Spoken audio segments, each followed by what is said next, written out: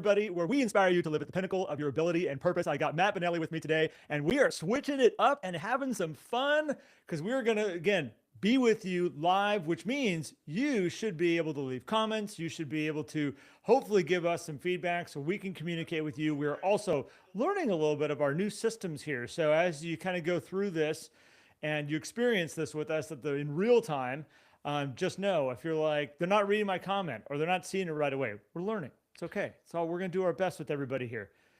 Matt, good morning, sir. How are you?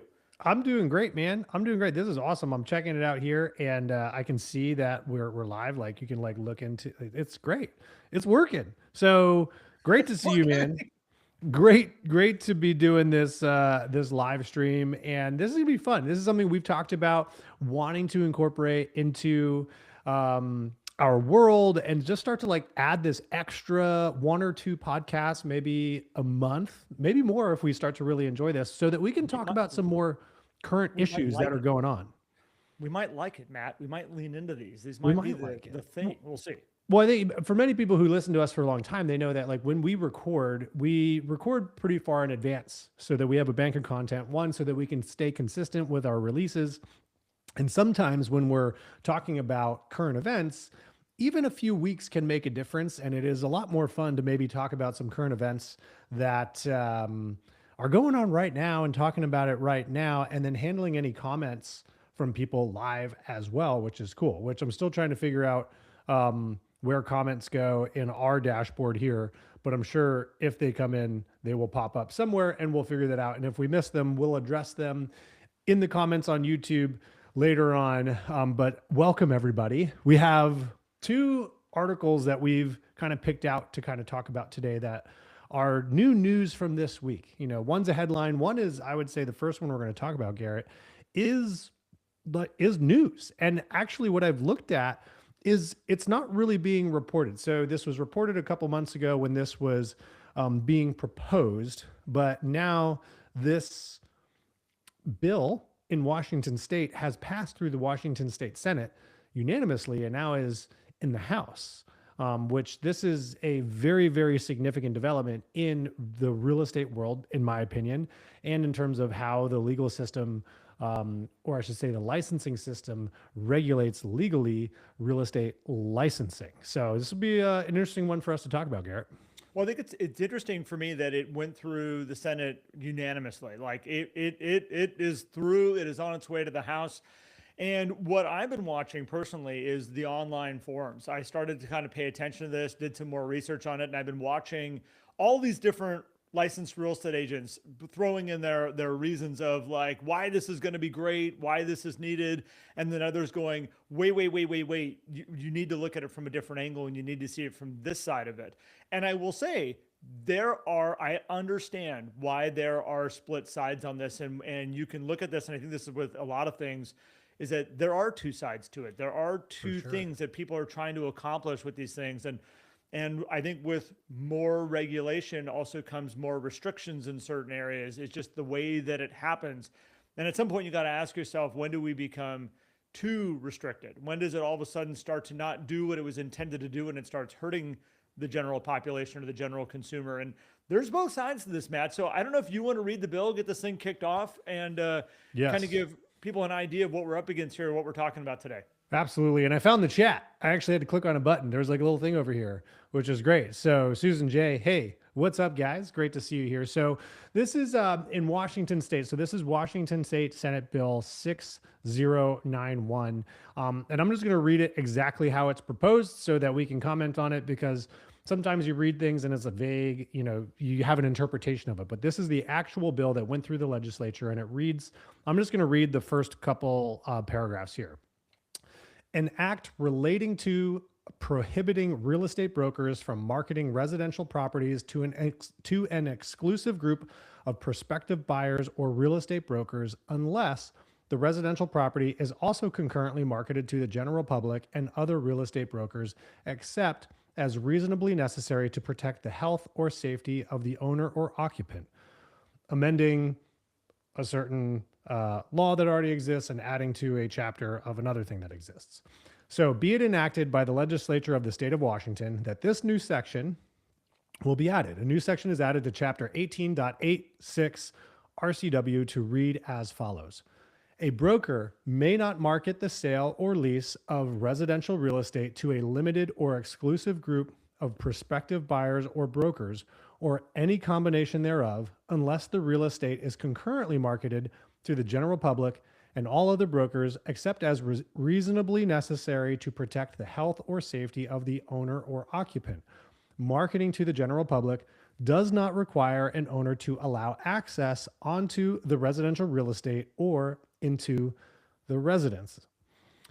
And then it also creates an amendment that basically reads that a violation of this or section 1 of this is a violation of another act which is related to discriminatory and prohibited practices in real estate. And then they go into the pamphlet that already exists and where they're going to be adding this new section in. And that's it, Garrett. That is what it is, and that is what it says, and we're here to talk about it.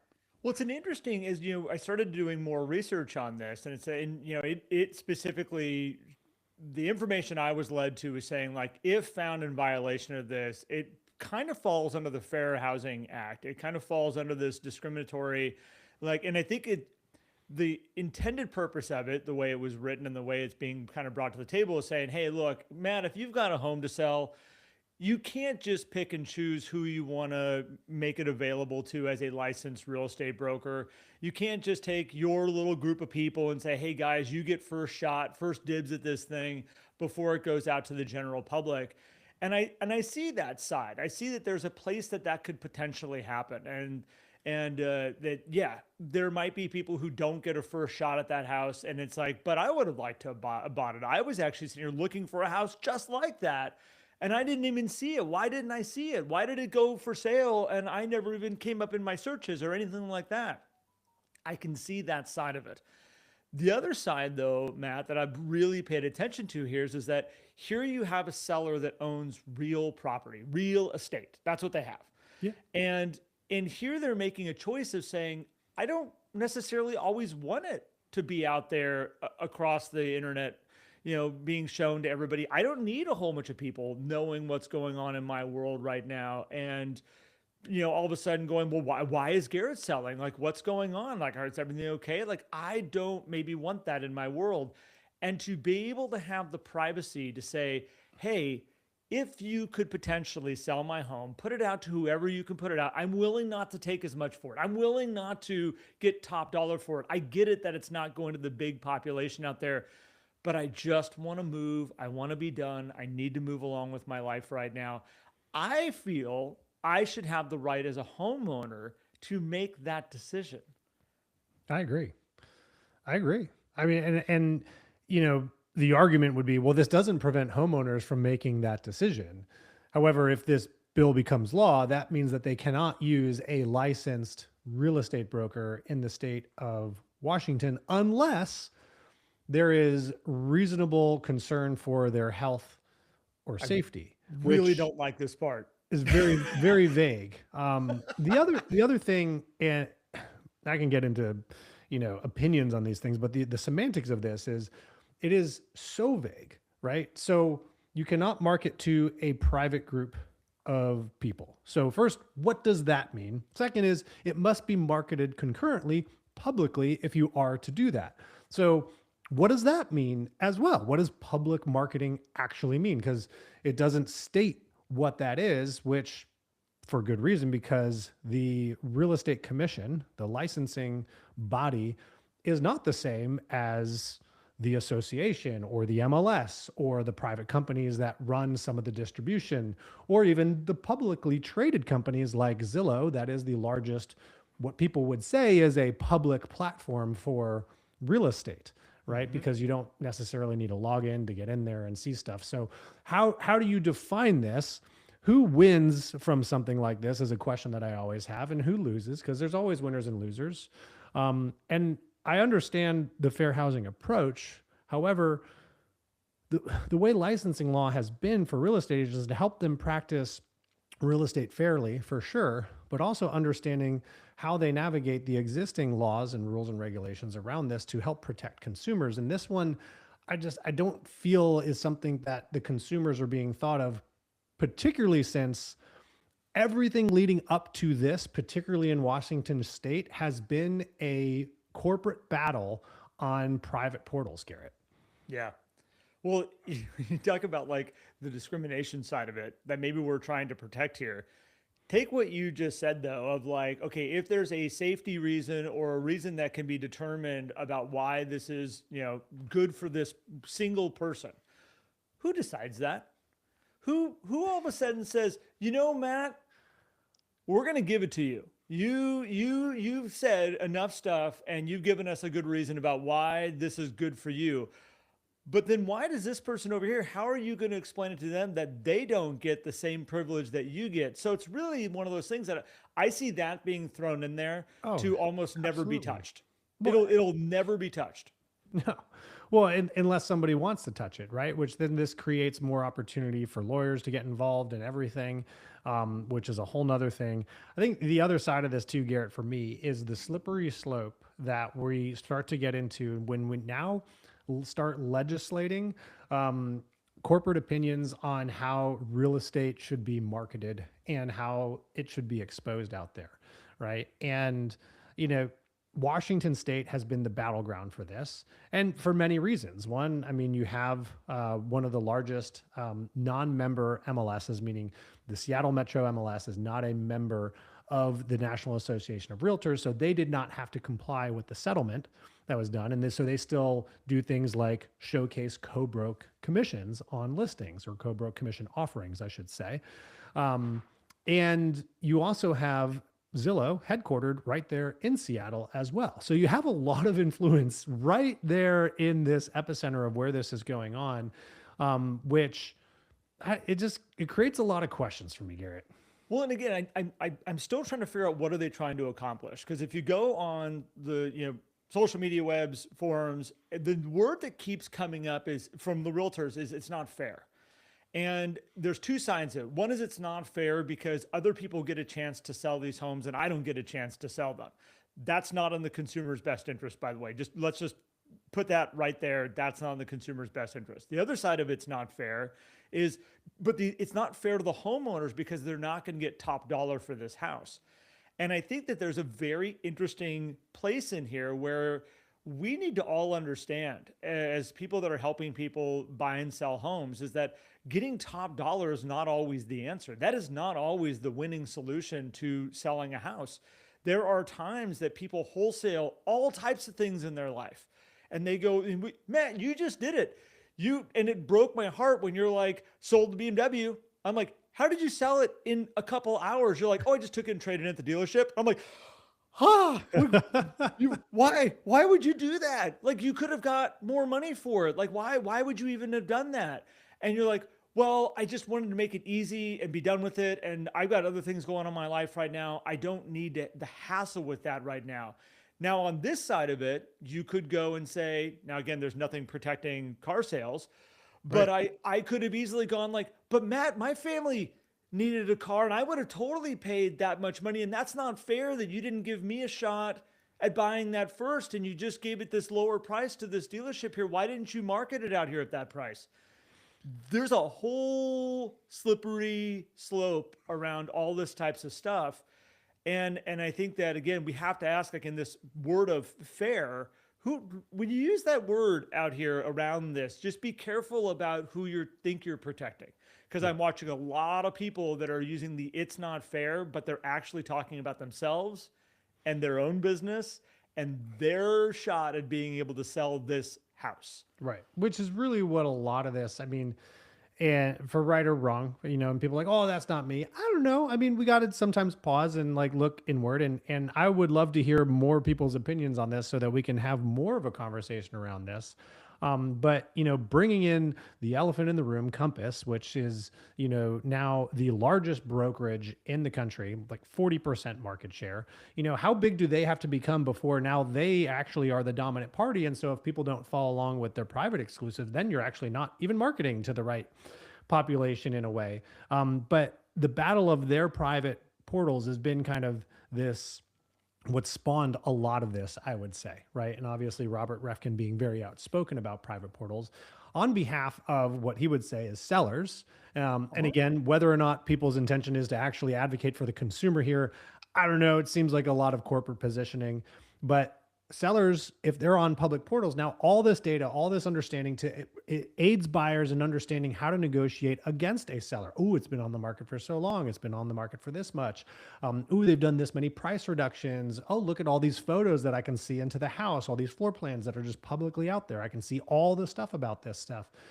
And his argument is, well, if we can give sellers an opportunity to market privately first to see if they can get some activity without being damaged, days on market, which for better or for worse, if if we're all fair, it's like, okay, days on market maybe shouldn't matter, but it plays a role. Oh, Let's I be would I honest. would love it, Matt, if they made that a rule that you can't post days on market. It's just a home for sale. Put a home for sale out there. Yeah. Like this whole thing of days on market, it causes damage to the homeowner at some point. Sure. And And we did a whole podcast on it, right? And we okay, well, did. the homeowner could choose to maybe list it at an appropriate price so that they don't accumulate days on market. But I was speaking with an agent this morning who was telling me about a client, and he said this is becoming more common with people who choose this path, where this client was very grateful for the private exclusive option because they didn't have to then worry about getting the home perfect. They were able to test the market, able to not accumulate days on market. They didn't have the stress of, oh my gosh, if we don't get it right, we're going to totally fail.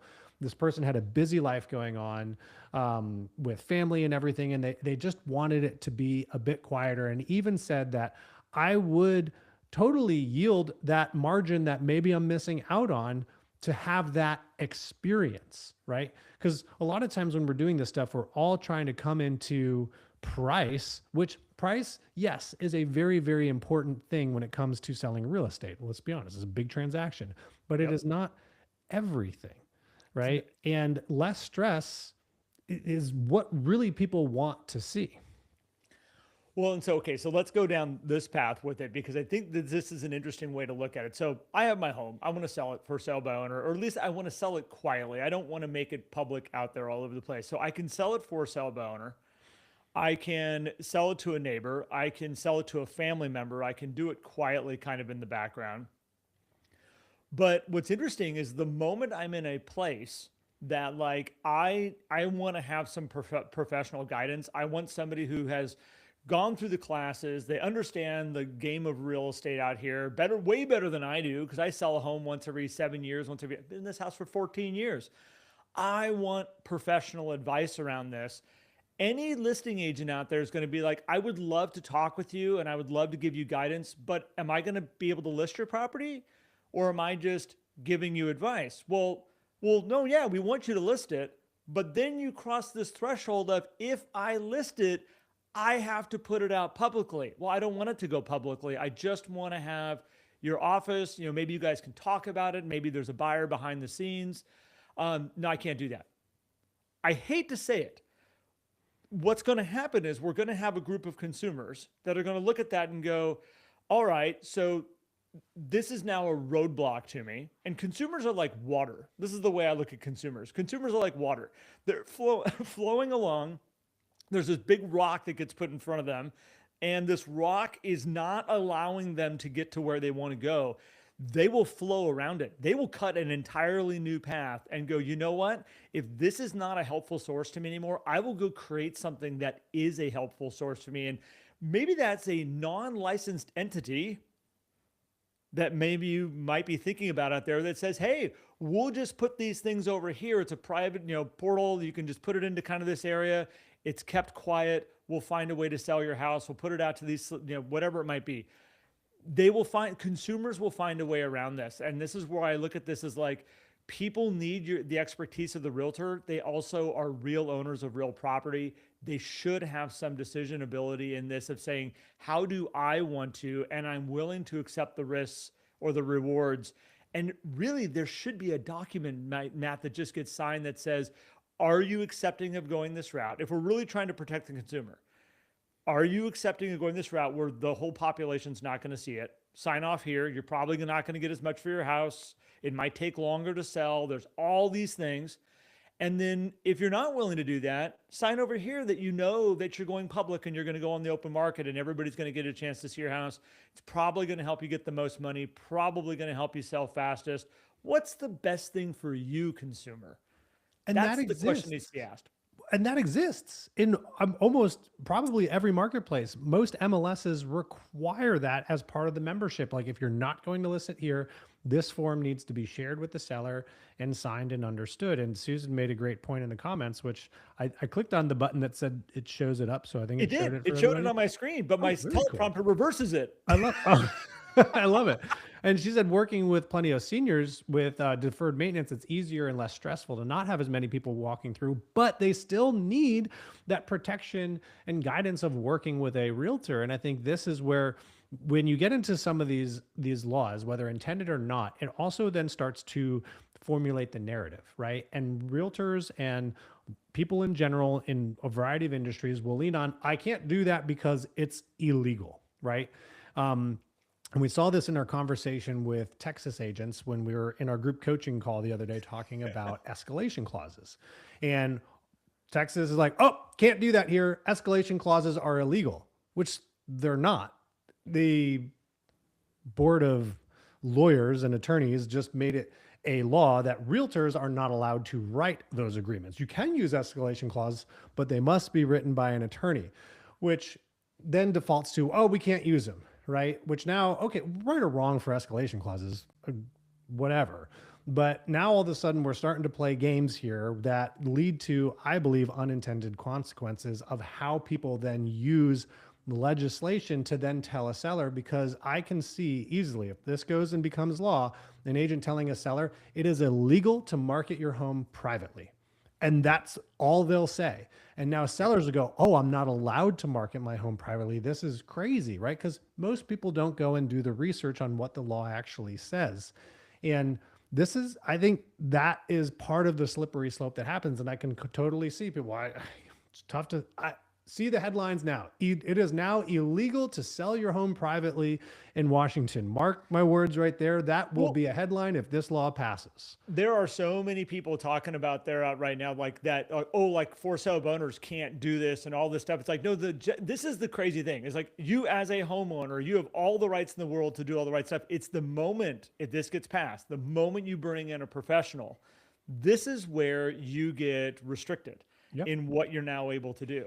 And again, I mean, I can see where this is coming from. The minute Compass started really pushing the internal portal, it freaked out a whole bunch of people out there where they were like, what do you mean there's all these homes that unless you're a Compass agent, you're not able to sell and you don't even know about? Like, that causes freak out for people when they're trying to figure out how to make money, how to sell homes, how to build a business. And I get it. I get where that comes from. But this, again, I look at this, Matt, and go, this is not about, at the end of the day, really, I don't see it protecting the consumer. No, at the end of the day, it's taking away I don't their either. options. I think it takes options away, and I don't think it. I think discrimination is a terrible thing, and it can still happen with publicly marketed properties. It has in the past, right? I mean, that's why fair housing came about, and I don't think that this helps the purpose of fair housing. In my humble opinion, I think it creates more limitations. It's going to create some judgment calls on people, because again, this is very vague. It doesn't define what a private marketing is, and it doesn't define what public marketing is. So I would say the other side of this is, this is great for big companies in a way, big brokerages, right? It's actually really great if you think about it for the online brokerages, which many are also headquartered in Washington state. Because if marketing it internally in your own office is not private marketing, because remember, the contract is between the seller and the brokerage, not the agent. Now, all of a sudden, a broker can market it internally to get the dual agency stuff and be like, oh, but we're totally in compliant with the law. It's not private marketing because it's just internal with our one brokerage that we have this agreement with. So that's an interesting way to look at it, because again, Yeah, again, there's too many loopholes around this. There's too many. So again, what question do we have here, Matt? This was yeah, that's right. It's backwards on your It's screen. backwards on my side. I got it. I'm not. I can fix it. Carol Ann said, "You hit the nail on the head. There are too many agents that don't understand that the rules that are only in place, right? Or understand that the rules that are only in place or that are already in place." Sorry, yes, you fixed it right there. So my bad for messing that one up. Yeah, a lot of these rules already exist, and so now we put it into law. It just creates more confusion, and there's more opportunity for, I think, corporations. And I'm a huge, free market guy, and I think this creates actually a bigger opportunity for larger corporations to take more market share away and to kind of do some of this like not nice corporate stuff that can happen when you have laws like this. So I'm curious about this, Matt, because I see it from the other side potentially, where the smaller boutique brokerages would win out in something like this because they are not having that place where the bigger brokerage might have an internal warehouse of properties. Sure. It's like, well, hey, we all get to see them. We all know what's available when it goes out. And this is where I think this argument kind of has these both sides to it of like, I get it from a business standpoint. This is where I think a lot of people come up with the it's not fair type of thing is that, this makes the playing field fair. This allows us all to have a fair chance at buying and selling houses and helping people buy and sell homes. It gives us all the fair opportunity to make the commissions that we want to make. And by having something in place like this, it's like, yeah, if it's a piece of real estate for sale, we all know about it. It's a fair playing field. At the end of the day, though, I've been around enough business in my lifetime. I've done enough business transactions and about enough business deals. I've done enough real estate deals. I have sold collectible things that get sold to somebody that I guarantee you that maybe would look at as that's not fair, that so and so got a chance at that. The world is not necessarily fair. Business is not fair.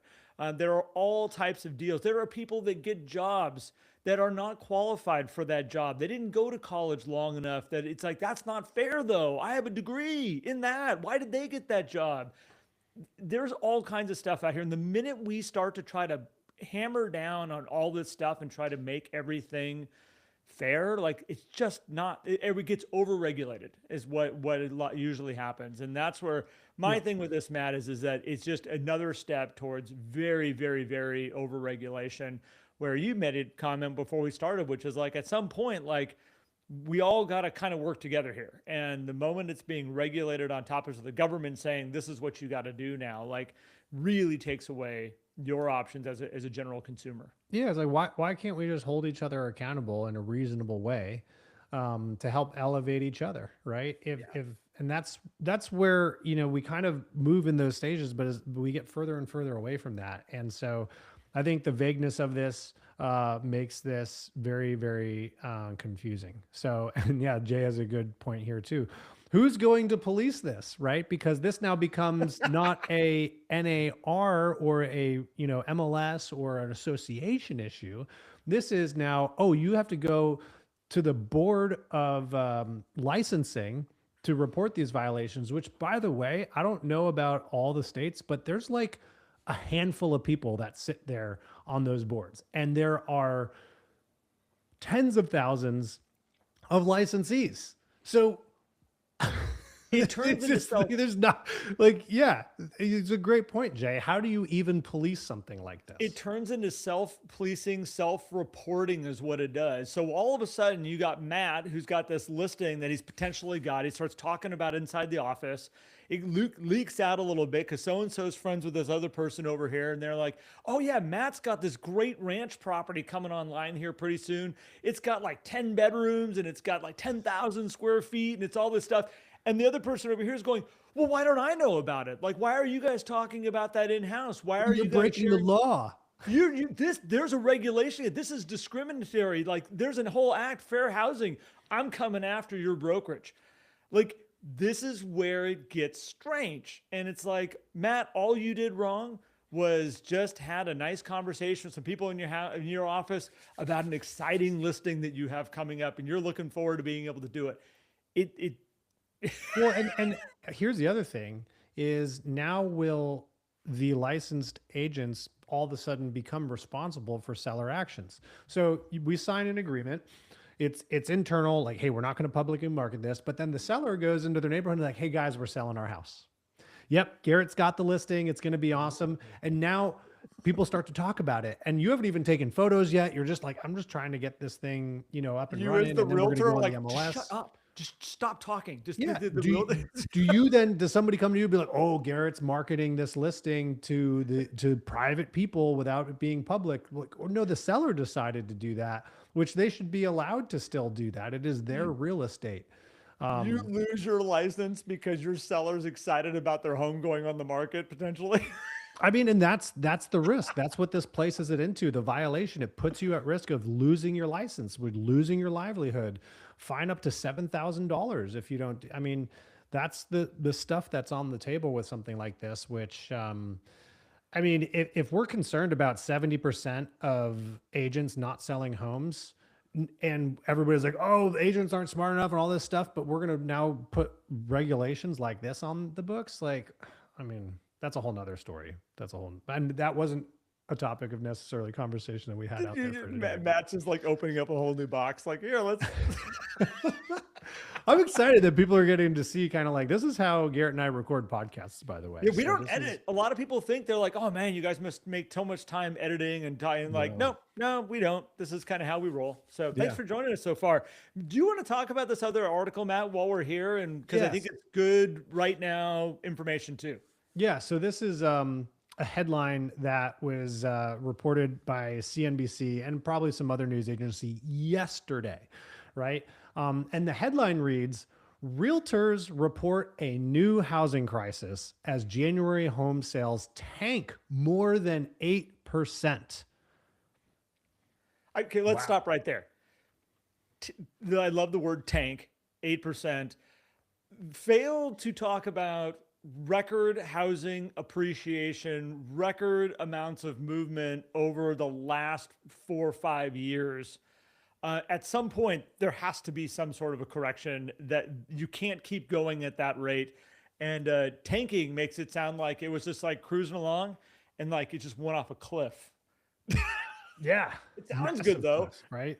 Which, then you have to read the article to get the relativity of it. So like Always. what, more than 8% compared to what? Oh, just compared to the prior month of December, right? Year over year, it's only down 4.4%, but that number's not as exciting as 8.4% going down. Oh, and we're going to take Lawrence Yune's comment that was probably in a entire press conference of new housing crisis and be like, ooh, we're going to just pull that up onto the headline, right? Yeah. New housing crisis, right? Even though in that same conference or conversation with Lawrence Yune, he talked about affordability conditions improving, talked about inventory improving, maybe not at the rate that we would want it to. We talked about wage gain outpacing home price increases. All of these things that to me, Garrett, they sound really positive. Still at a 3.7 month supply nationwide, which sounds great for sellers in my, tough for buyers, but it's better than the 2 month supply or the less than 2 month supply that we saw in 2021. So, well, and I think it's interesting because, again, obviously, and I think I might have in my mind read it as an 8% drop in housing prices, which, by the way, I have seen some housing prices drop out there. But really, what we're talking about here is people probably do interpret it like that too. Home sales fell, and you get, it's really interesting if you look at this year so far. You look at the news headlines that are out there.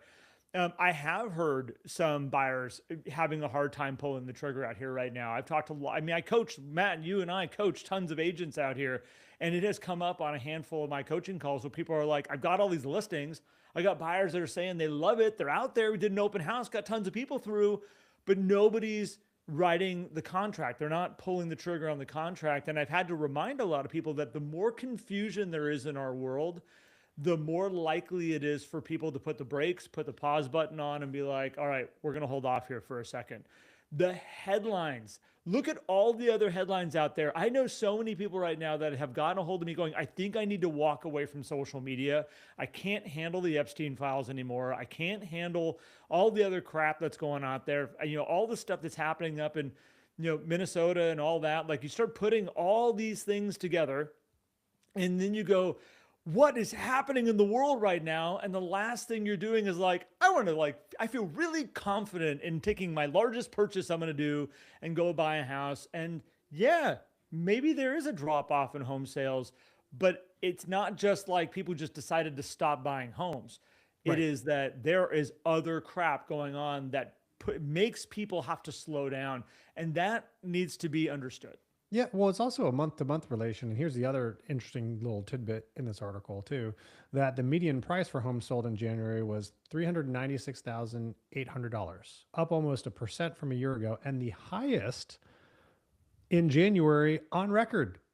So home sales close, and by the way, this is closings, which is always a really tough stat to use, in my opinion, because it doesn't take into account what's going on right at that point. I mean, I also understand it is a affirmative stat. Like, yes, you can talk about homes that go pending, which is a great indicator of right now demand, but not all those pendings closed. And so this is actual closed transactions, which does make sense.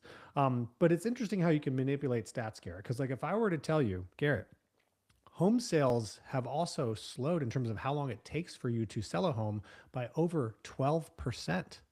Did you know that it takes 12% longer to sell your home? How many days is that? 5 days. From 41 to 46 days on market, right? So, I mean, like, oh, well, I mean, all right. So it takes me 5 days longer to sell, and I'm getting record prices, and there's less competition. Like, this is great news for sellers.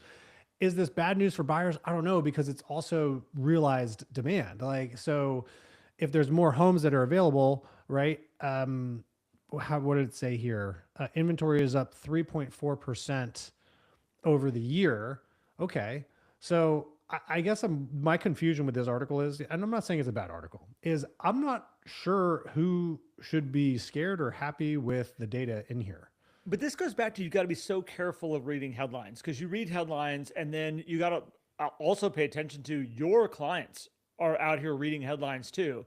Most people do not read the article. We are in an age right now where consumption of information is happening so fast, and they read maybe the headline, maybe the first couple sentences, and then they go boop off to the next article, off to the next headline. And when you start to look at it, Matt, we talk about in here is a current sales pace, 3.7 months of inventory. Hate to say it, guys, that's a seller's market. Like, Yeah. that is a seller's market. And I've known lots of people that have said, oh, we need to readjust that. It needs to change.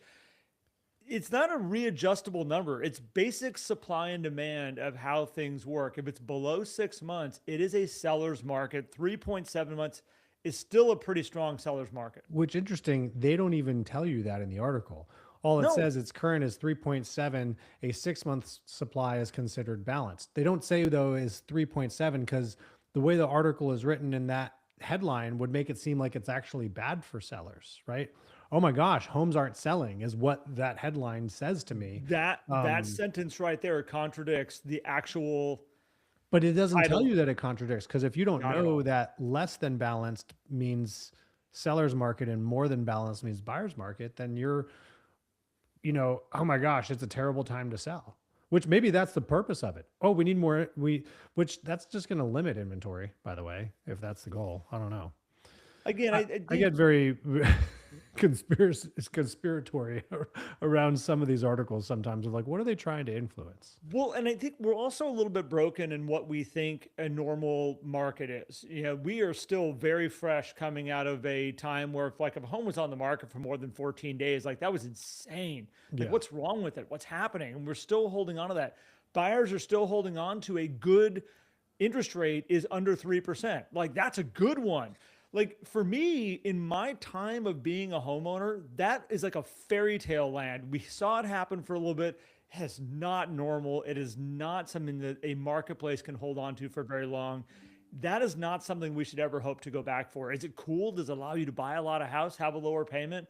Yes. Is it a healthy market? Absolutely not. And so you look at these numbers and it's just like some of these things need to be talked about. Like, taking 46 days to sell a home, that is not freak out zone. That is what has been around for a long time. And these interpretations of days on market. I was in a marketplace where when I was showing homes back in the day, I would take them, we'd walk up to the house and they'd be like, well, how long's this one been on the market for? I'm like, oh, 250 days. And they'd be like, oh, that's not too bad. And we would go in and look at the house. But it also was 34 months of inventory is what we had in our marketplace. Crazy amounts of inventory. And it's all perspective. And again, and here's the thing, we were selling homes during that time. People were buying homes during that time. Realtors were having the best years they've ever had during that time. And a lot of it is just, how do you want to interpret this? But this is, again, understanding what your consumers, your clients, your database are seeing out there. And a lot of times this is a great time to say, I need to educate people on what this article really means. I need to take some time to educate my population to be like, look, guys, let's really look at this from a different angle. Because if I had a seller right now, 3.7 months supply of inventory, I'd be like, it's in your favor. Like, if we do everything right, this is in your favor right now. Well, it's also nationwide. And I think whenever we get into nationwide stats where we're starting to commoditize real estate, and it's not. I mean, I know we measure it, we use analytics based on it being a quote commodity, but one house versus the next house, even in condominium buildings, like it is not the same. No two pieces of real estate are the same. And tying this into the first topic that we talked about here, I mean, Lawrence Yun says here that while wage gains are outpacing home prices and mortgage rates are lower than a year ago, supply has not kept pace and remains quite low. Well, there's, only two ways for supply to open up. Either more people want to sell their home, which arguably would also lead to more demand because most people would sell and then buy something, maybe not in the same marketplace. Yes, I'll try to drop the link in the chat here if this works. I don't know if this will work. We'll see. So more people decide to sell or less people decide to buy. Right. It's really the only way that marketplace inventory can open up. Or you then bring in new construction, which, tying back to what we just talked about, new construction, a builder selling their own inventory now would fall into the doesn't need to be publicly marketed because they're selling it themselves, right? It's within the same corporation. And so now I know that is a local thing, but and the other question I would have is, well, then if we need more inventory, why are the builders not building more inventory? Which then leads down a whole nother rabbit hole of other regulation and opportunity and how builders are seeing the marketplace and what their outlook is on everything. Which I don't want to go into all that stuff because you get it. I think the biggest thing that articles like this can influence is consumer sentiment. And the reason why we track consumer sentiment is because it is a great indicator on what people are going to do, because it's not the objective reality that people act on. It is their subjective opinion that people act on. And real estate is one of the most emotional transactions that anybody does. And so almost everything that goes into real estate is emotion, and articles like this actually, I believe, can influence one way or the other. And now I'm not going to fault them for writing this article and the headlines because they're trying to get views. I think it's how we use this, right? So Garrett, like as a realtor, I would actually take advantage of this and say, hey, maybe you've seen this, but let me show you what's really going on locally. Let me show you data and what that means for you and what it doesn't mean for you. Because ultimately, if a buyer or seller would like to engage in the real estate market and buy or sell a home, whatever's going on with the stats should not influence their decision to engage. Yep. The stats may influence how they engage, but it shouldn't influence whether they should or should not. Conversation I would have with my buyers or sellers is all I'm going to help you do is interpret the game we're about to go in and play. And we said this back a couple of years back, Matt, when we were helping people. And I said, you need to help people understand there's like different types of football. There is two-hand touch football. There's flag football. There is, peewee football, and you work your way up all the way through college up and through the NFL. And I just hate to say it, if you're up in the NFL, you potentially are going to get hit by a 300-pounder. Okay, that's what's going to happen. You better be padded up. You better be training. It's not just about outrunning people. Like, you got to be ready to take a hit. There's other times down here where it's very soft game of football. We're playing two-hand touch. Like, no, and don't push anybody too hard. Just put two hands on them. Like, everything's going to be safe. We're all friends here. This understanding is your way of being able to sit down with your clients and say, look, I'm here to help you interpret the game that we're about to go play. currently right now, this is the marketplace. This is what we're up against. And it's not about, is it convenient to buy or is it convenient to sell right now? It's no, it's about, here's the marketplace. I'm going to help you be successful in navigating to where you need to go. That's my job. That's how I'm going to support you. And we just need to understand it in that way. And a lot of times realtors read that and they go, oh my gosh, there's a cliff, tanking, all this stuff. What are we going to do? And it actually affects your business. Again, all you have to do is just help the clients interpret the market and then really help try to figure out where your clients are trying to go, because this may not be a game they want to play right now. And I've had that in marketplaces where it's like, well, we saw it back in 2021, 2022. There were a lot of people that wanted to be buyers and were getting beat up right and left, forced out of the marketplace. And they're going, but this isn't fair. I want to be able to buy a house. You're not physically prepared to play the game that's out here right now. Go save more money, go get yourself into a better position, and come back when you can play the game that's needing to be played out here right now. That's all you have to do in help guiding these people. It's not saying I won't help you buy a house. It's that, no, I don't want to see you get your ass kicked too many times. Like, that's just what it is. Like, come back when you're physically prepared to do this. Yeah. And so I think that's how you got to look at information like that. You talk about like Instagram, Matt. Like, take an article like that, do a green screen, throw it up behind you, and sit here and talk about all the data points in that article. What this actually means. What does it mean when a marketplace month to month has 8% less sales? How many sales is that actually? Is it a tanking market? Is it a cliff that we're falling off of? Or is it just a weird time that the consumers just pump the brakes? Do they do it every month? Of the month of January or the month of February? Is it a normal thing for the what's normal marketplace to do December that? to January? I guess that's that, and that doesn't say. I mean, it talks about this being the largest month to month dip since February 2022. So But here's the thing a about really stats, long Matt. time ago. It could have been 7.5% was what happened just shortly. And here we have an 8%. It's the biggest we've ever seen since, well, we need more data. You need to go do your more research so you can be a professional to your clients, because stats, headlines, they will tweak those in any way to make people go, what's happening? Like, oh my gosh, it's horrible. It's really fascinating. So, I mean, I don't really have much more to say on this other than, like, this is common. I'm not surprised to see headlines like this. They're looking for the stats that'll get some clicks and views and things like that. I mean, look, we're using it for our own podcast today too. So they're getting the runway that they want out of it. We're able to use it, but hopefully also highlight some ways to use stuff like this, or to ignore things like this, or help your people ignore stuff like this. And the big thing that we'll be watching is what's going on in Washington State, see what goes on with the House there. So And curious.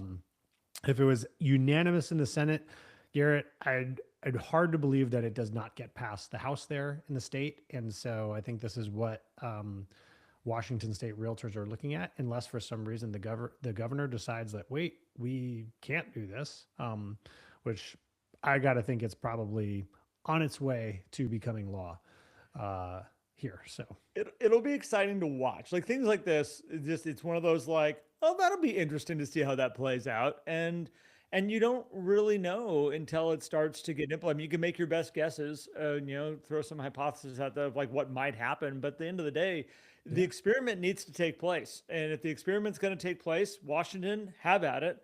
We will watch. And we will learn, and we will report, and we'll do more podcasts on it. And luckily, we know a lot of Washington State real estate brokers. I actually coach a huge amount, and I will be very curious to see if this goes through, how it plays out for them, and we'll learn. It will be very interesting. So, well, this I think that concludes our first live podcast, Garrett. This was a ton of fun. Thank you all for joining us in the chat here too and sharing things. Caroline, I did drop the link in there, but it's looking like, I don't know if it's made its way to YouTube. If it didn't, we'll drop it in the comments there. If you guys are joining us post live, drop some comments in and let us know if you like this, if you want more of us doing this, because it is on our plan to potentially do more of this. If you guys like this type of thing, you get that early kind of access to the content. We get to talk about things that are happening right now. We get to engage in the chat live, which is, I think, really fun to do. And so let us know what you think. And we'll also throw this out on the audio platforms as well as a little bonus episode for everybody. So it will be there. But thank you guys for tuning in. If you guys do want to experience more of Life at 10 Tenths, it's not just a podcast. We have actually our own app that you can download in the App Store on Google Play and the Apple App Store. And you can join us in our community. You can comment on our podcast episodes in there as well as on YouTube. And you can also join our group coaching, our 11 Circle, or just join the Inside Track where you get some bonus content, some little extras that we don't publish out into the podcast world, like Monday Mindset videos, Winning the Morning weekly lives that we do inside the app, and other stuff that goes on that I think you all would really enjoy. So, and if there's anything that we can do for you personally, something going on in your business, reach out to us, right? Garrett and I are pretty easy to connect with. I mean, you have all these venues. You got YouTube, you can comment on stuff. You can come into the app, you can message us. So we're pretty easy to find. We're here to support you and help you grow in your business and also harmonize it with your life so that you can actually live the life that you want to live, which I think is great. So Garrett, thank you for joining and doing this. This was a lot of fun. We'll probably do it again. We've talked about this for a while, and fun to experiment with it. Thank you, all of you, for experimenting with us. And as Matt said, we would love your feedback on having these live podcasts. Matt and I would like to do more of them, but we only want to do them if you like them. Like if you are finding value in us doing this. Otherwise, there's other stuff we could be working on. But if you like them, we will bring more of this content. We will do more things like this. So thank you, Matt. Thank you, all of you, for tuning in. We appreciate you all. And I know we will see you around the community, around the world. Thank you. See you guys.